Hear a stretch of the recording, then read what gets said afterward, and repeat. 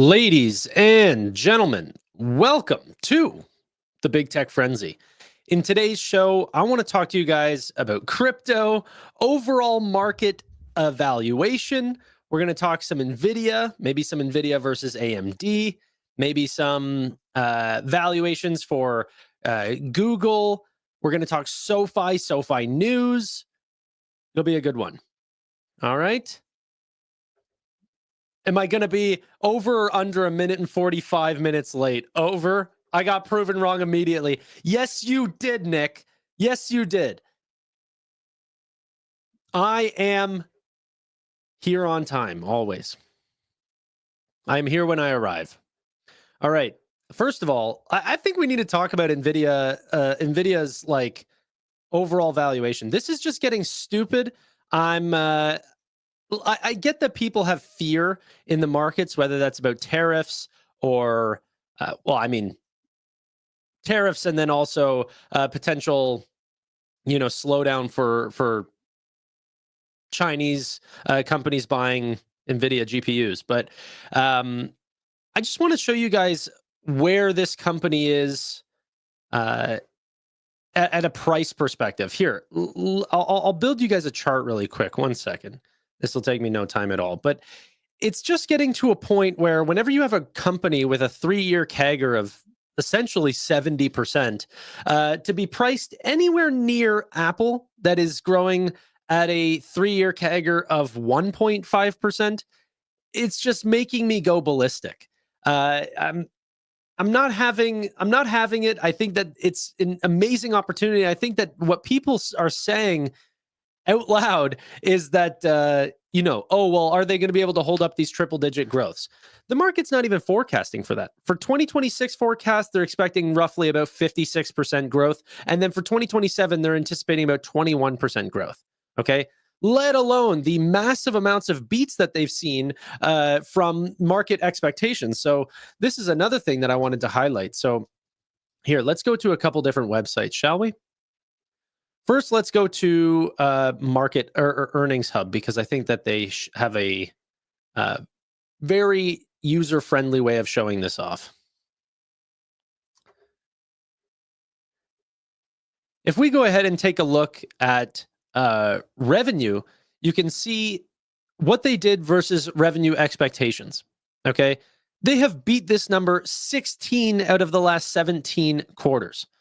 For EPS, they've beat this 15 out of the last 17 quarters. And it has not been in recent history for both of them for which they have missed. Okay? So even with SoFi's expectations of earnings, I still don't believe that they are going to come in anywhere near that. Okay? Now, let's go ahead and look at earnings revisions really quick. This is another thing that I think people just are not giving credit for. I'm looking at a quarterly basis for Nvidia's EPS consensus across Wall Street, and this has gone one direction for each quarter that SoFi, is looking at for each and every quarter, all the way till 2028 essentially. But on this screen right here, it's till Q2 of 2027. And remember, that's fiscal year. So they're about ahead a little bit because they report on January. Anyway, but you can just see this range. So back in the day, whenever they were expecting 2026 guidance, back in 2023, it was not nearly as close as it is today. Okay. And this goes the same direction for revenue. So even in this environment that I think is already like they're pricing in 56% growth for next year, and then 21% so far, or Nvidia looks incredibly cheap. So let's go ahead. I'm going to build you guys a chart really quick. This will take me no time at all. Let's just take a look at two different metrics, shall we? We'll take a look at price to earnings and price to free cash flow. And price to free cash flow. Okay. Now let's start to plug in some other companies.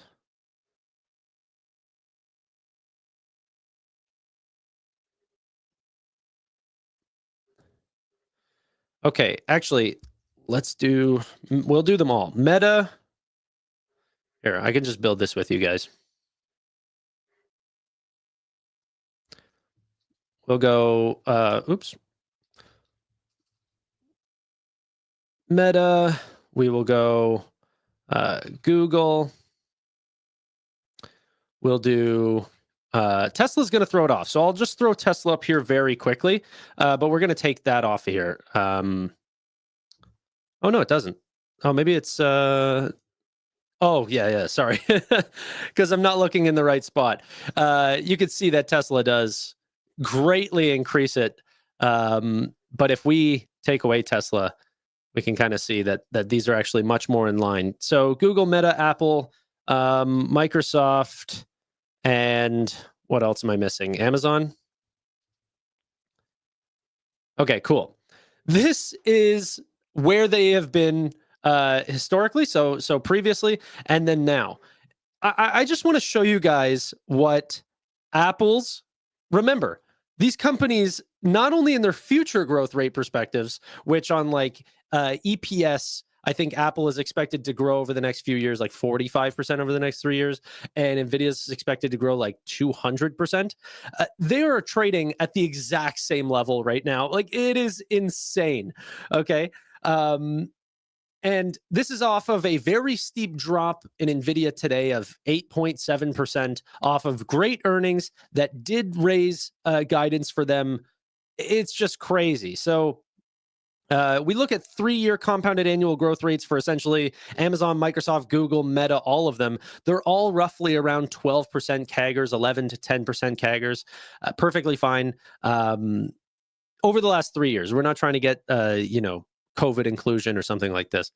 But Nvidia is at a 70% CAGR. Now, I get it. It's all about, future potential growth rates. And I also like Google here too. It's one of the 2 companies that I am purchasing right now. Like, I've even stopped purchasing Amazon just because I'm buying so much more of other names. But like, this is getting crazy out of these big names. Now, I know what a lot of people are doing as well, as they're saying, hey, Tanner, you're rotating into the big names while everyone is sort of rotating out and potentially into a broader mix in the S&P 500. And I'm like, I get it. I do. I'm just a big believer in artificial intelligence right now. And I think that a lot of the big names that were the winners of the internet before were the winners of the internet of tomorrow, which might be artificial intelligence. Now, people say, okay, well, the stock is going on a these stocks are going on a discount. I do want to potentially bring in some bearish statistics here. I think that it's important to bring in the Shiller PE ratio, which is showing that we are historically pretty high. So there are some people who are selling or accumulating cash, because once this starts to come down, it can actually come down for, quite a ways away, right? So we're sort of seeing a little move here, and people are wondering if we're going to see a real correction, or if we're going to see like a real mean correction all the way back down to where it probably should have hung out for the last 100 years. That I don't think is going to happen. I think that we actually do command a much, much higher PE ratio in the total S&P 500 versus previously, because one, the quality of the companies in the S&P 500 are so much better off. Margins are so much higher cash to debt ratios. The future businesses that are in the S&P 500 have massive, future growth rates. Are we in some .com level bust or something like this? No. And in fact, I don't think that that's from a, total market cap perspective, nor do I think that it's in from a total, like the companies of today are actually making real money. It's not like we're betting on AI companies that are not actually producing anything. They are. And so I don't know. I remain bullish, but times like this are times to sort of not just assess the individual names that you're in, but also your portfolio. I'm just simply buying, and I think that this is where just like DCAing is going to be the natural thing to do, right? Every 2 weeks, every 4 weeks, whatever you sort of get your money within, or get paid on, just put a little into the S&P 500 or put a little into individual names within the S&P 500 and accumulate. And I want to buy in companies that I think are going to outperform their expectations by large margins. And I think that will be Nvidia. Definitely. I mean, B-dubs, you're talking about more of like short term. I'm really not worried about those types of sentiments. Honestly, I am trying to buy quality companies that are going to outperform, and then in the potential quarters that they might end up seeing a shift in sentiment because people get fearful, will not change how fast you can find hyperscalers that way outgrow those types of fears. You know, I don't care how bad the market gets. Like Shopify is not going to get cheap versus its peers, and so like I do want to buy the really high growth names that do command a premium even in bad times. And for me, that's Nvidia, and I don't see any reason to buy anything else, especially not AMD. I'm probably going to make a video on this soon. I keep looking at AMD and I'm like, oh, should I have a little piece of it? I don't know. And I just can't find any reason to do so, not even valuation. I mean, it's just a worse company. If I were to have bought AMD, it would just be diversification.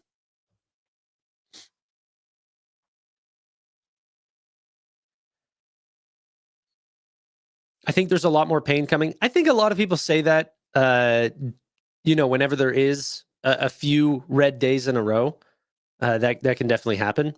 But also, like, good news can spring up very, very quickly. So I don't try to do portfolio rebalancing too harshly during times like this. Just like to buy and hold for longer periods of time. I'm selling covered calls right now and using the premiums to buy more shares. Yeah, I mean, that could be a great strategy here on companies that, yeah, I guess if you want to hold them or something like this, and then there is a reversion, then you end up selling. I mean, just make sure that it's you understand the tax implications.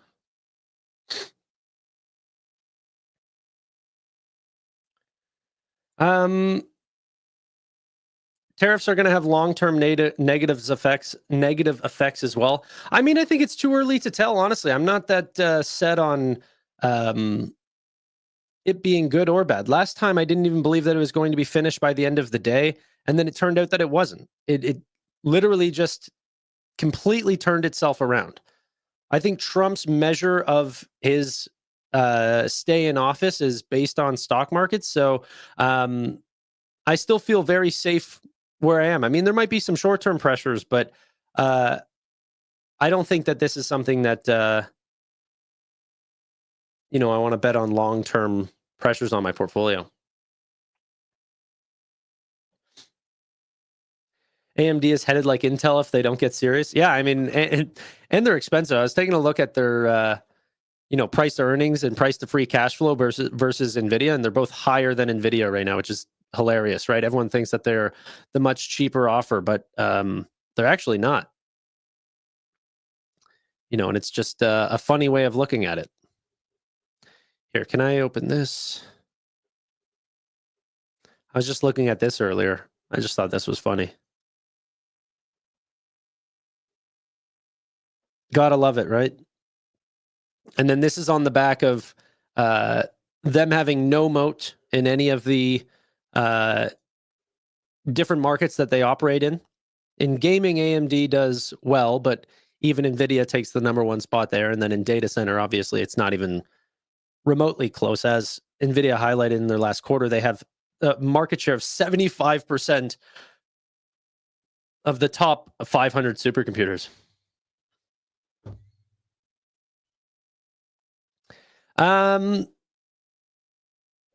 Let's see here.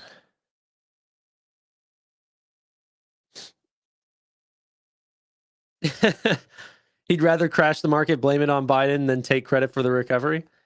Yeah, I mean, that's one way of looking at it. I don't think there's a lot of time in a 4-year term without a possibility of being reelected.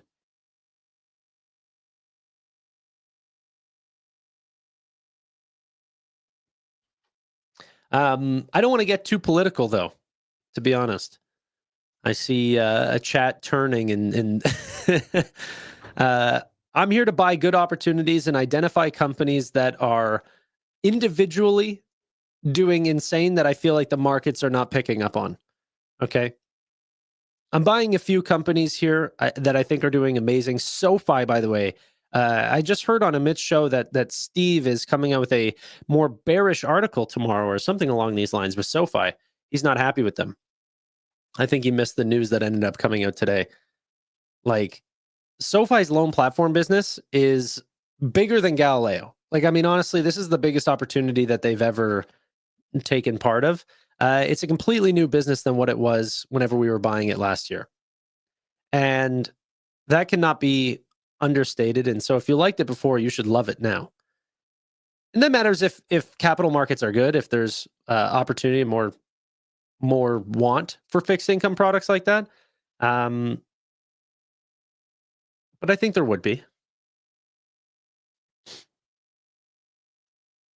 I did not buy SoFi today. I took advantage of the Nvidia dip and I bought that. Yeah, Steve whining about them pursuing wealth management, I think is it's overblown. Why not go after both sort of markets, as he says? I mean, yeah, whatever.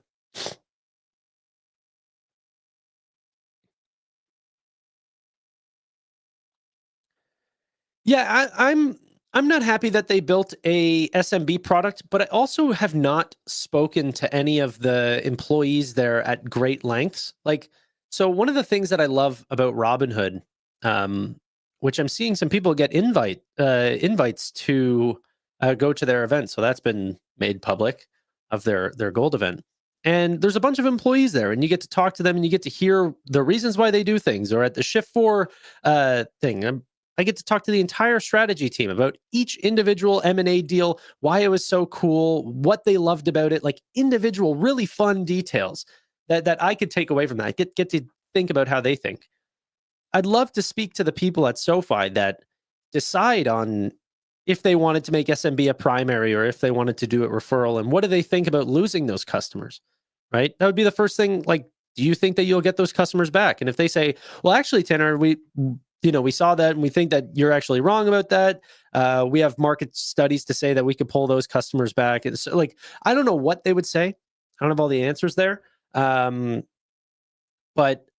it would be really freaking nice to talk to a lot of the people at SoFi to not one, understand the culture, understand how Noto and team operates at an internal level. You know, is there a Noto that comes out and sort of talks the way that Jamie Dimon talked on that you know, call not too long ago about him having to deal with people that are doing these Zoom meetings and work from home and these committees? I love it. I love it. That's I think how a company should operate internally, and maybe that should not have been leaked to outside. But personally, I didn't find that offensive or anything. I mean, it shows like a lot of love and grit in the business that he's operating, and that he wants it to succeed. Um, What I want to know is why everyone is so quick to deploy capital, especially now. B-dubs, I think that's a great question. I mean, things can be much more longer term trends than um, potentially we give it credit for now. However, each dip that we've sort of seen over the last little bit has lasted very short periods of time. So we're just taking advantage of similar trends in that way. I'm just going to continue to buy on like every day that Nvidia drops 9%. I'm going to buy a little bit. I mean, I have to. Um, but yeah, and I had whenever I got out of PayPal, it did increase my cash stack a little bit. So,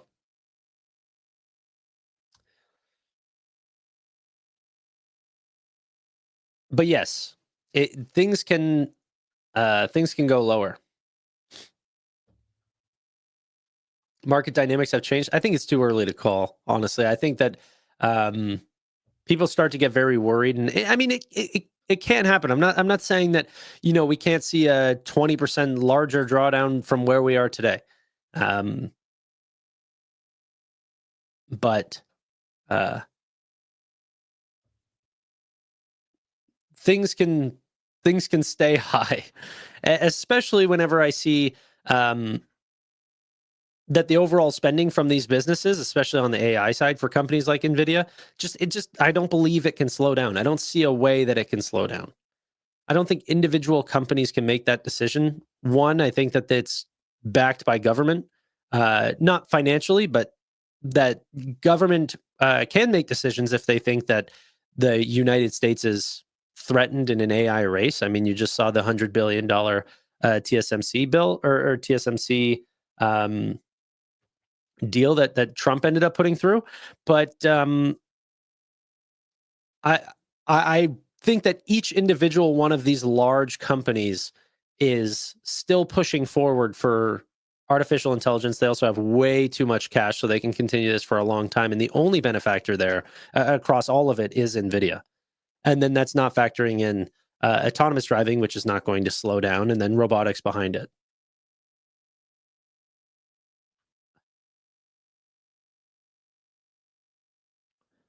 Am I buying Google at this level? I mean, I would. I just bought like if Nvidia stays like, I would. I'm just not doing diversified buys right now. I bought one company today. It was Nvidia, and was happy to get that the price that I ended up buying at. It's a stronger company than what it was a few days ago. Before the earnings.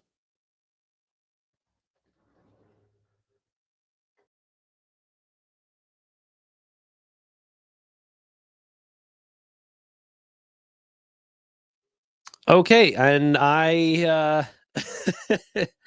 there's a back button on my mouse, and I hit it, and I just left. Welcome back. I am gonna blow my nose though, really quick. 1 second. Where is that thing that I had? Do I not have a tissue box around here? No, I don't have a tissue box around here. Why does a sick man not have a tissue box around him? Oh, okay. 1 sec.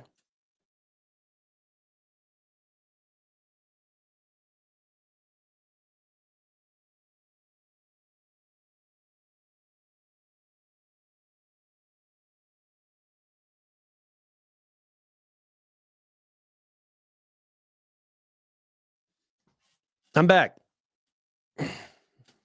Beat up says use your shirt. Like, do you do it from up here or do you do it from the bottom? Like a real man, yeah.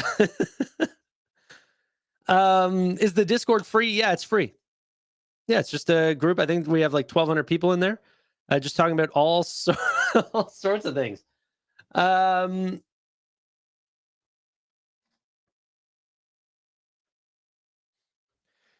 Tanner, what are your thoughts on Nubank as a hedge for U.S. markets with currency risk going down as dollar is devaluing?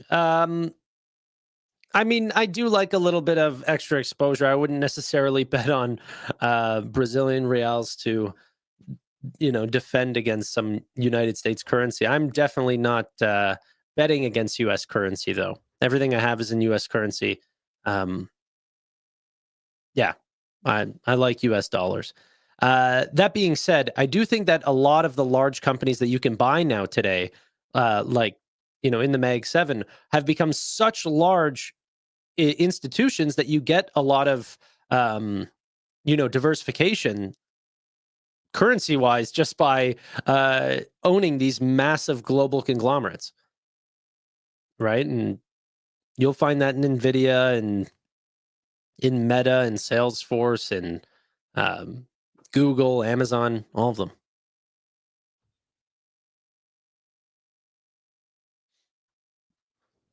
I wish a big bank would acquire Sofi. I think SoFi's doing just fine as it is. I think that like I uploaded a video today and I said, wow, this news that came out of SoFi is freaking ridiculous. Do you guys want to talk about this really quick? Because I think that this is interesting. Let's bump out a couple pieces of news, and then we will move on to this SoFi story. Which, by the way, if you guys want the real, like going more in depth in it, you can check out my video that I uploaded today. But just really quick, SpaceX has announced that Starlink is now over 5 million customers. The reason why I'm showing this, what public company can benefit off of this information? Shift 4, ladies and gentlemen. Shift 4 is the better of these types of businesses. Another piece of news that I thought was interesting. Now, this was a little bit ago, but we didn't end up getting to talk over the weekend. Donald J. Trump said that they want to start a U.S. crypto reserve to bet on companies like bet on crypto, not companies, like XRP, Sol, and Cardano, as well as obviously the big names like Bitcoin and Ethereum. So, yeah. The one thing that I wanted to highlight for that in terms of businesses that might actually end up benefiting from that is clearly Robinhood, right? Robinhood is becoming a very diversified business in terms of the stock markets that they end up operating in, but also cryptocurrency, right? And hopefully from their shifts of the last sort of market environment that we were in, is that even in a shift away from stock markets, you'll also find some safer products that people would want to rotate their money into, would also potentially benefit Robinhood as well.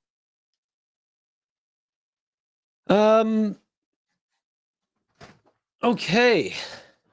Now, let's talk about the SoFi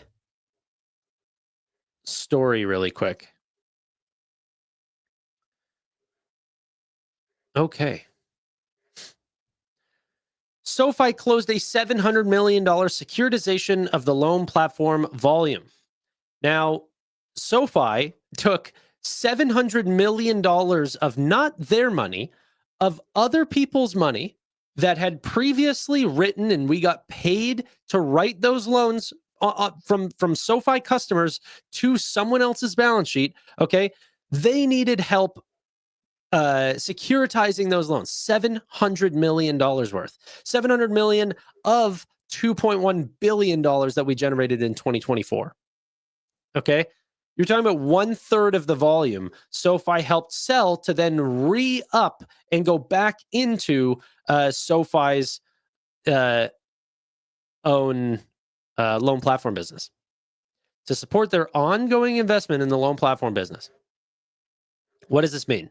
Well, the existing loan platform business, as we knew it, was going to the SoFi customer base, which is now 10 plus million users. Hopefully it's 13 plus million users by the end of 2025.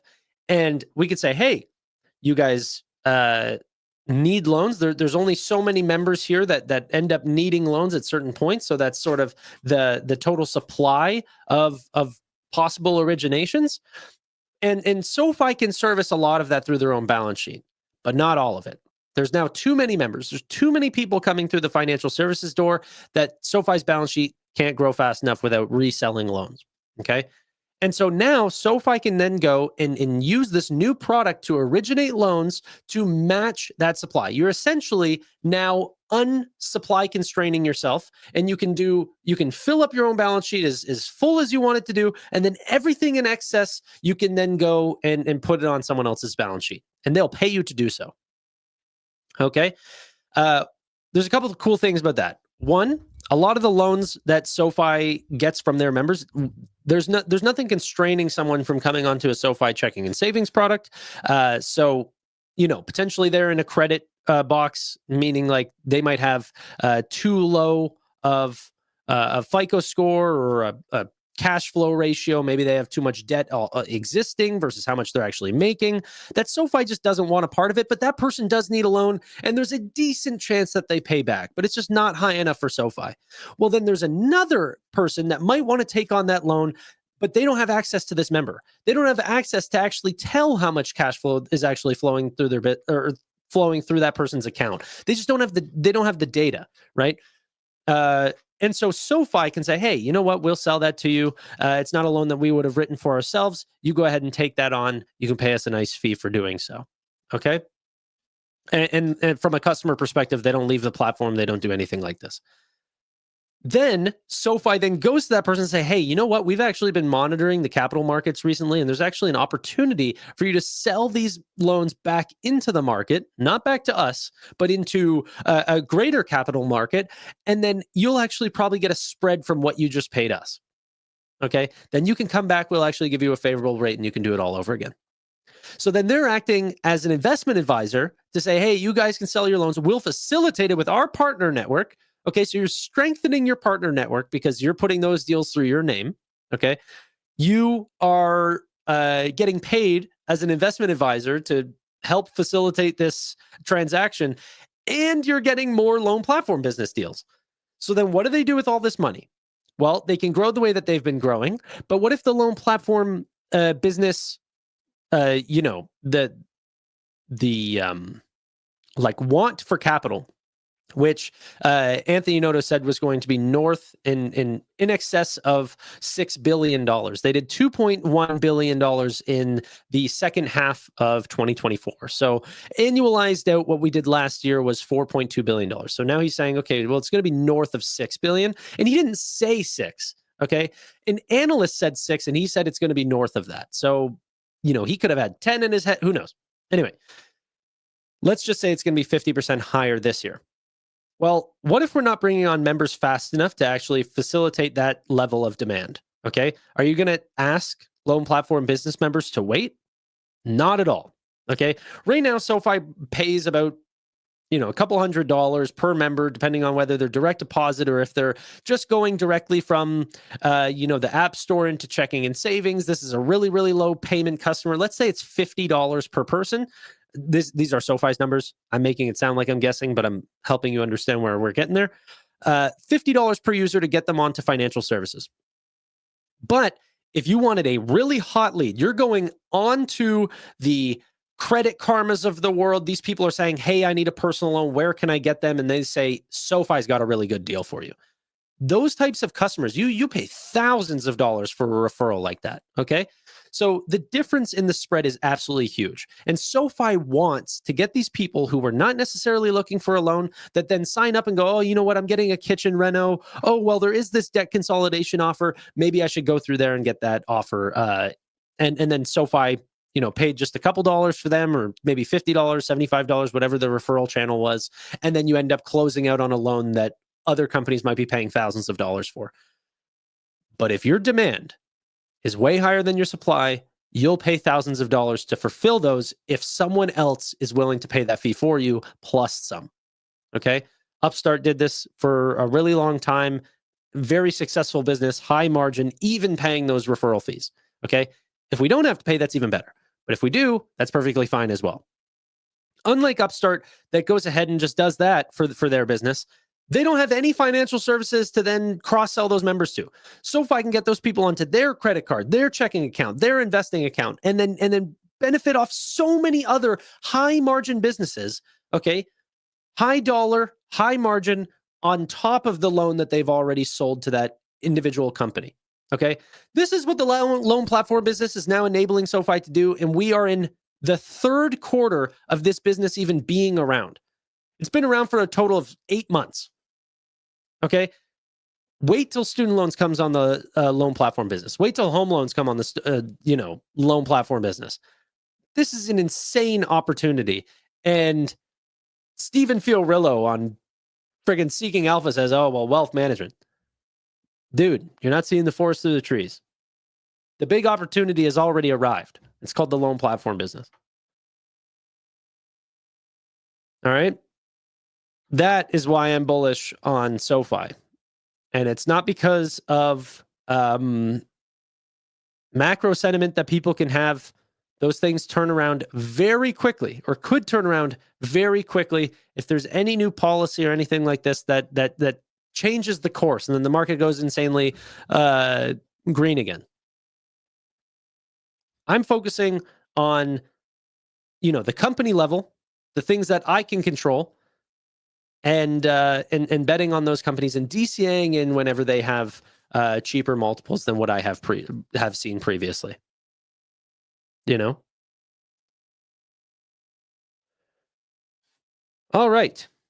Ladies and gentlemen, in 25 minutes, I have the Robinhood Weekly, which we're going to be talking about earnings. We're going to be talking about upcoming events. We're going to be talking about, potential cryptocurrency impacts on the company. That's with the great and powerful Amit and Roy Crossroads. I'll let you guys go here and be back. Come see us on the Robinhood Weekly. It'll be a lot of fun. Thank you all so much for watching. Really do appreciate your time. But bye for now.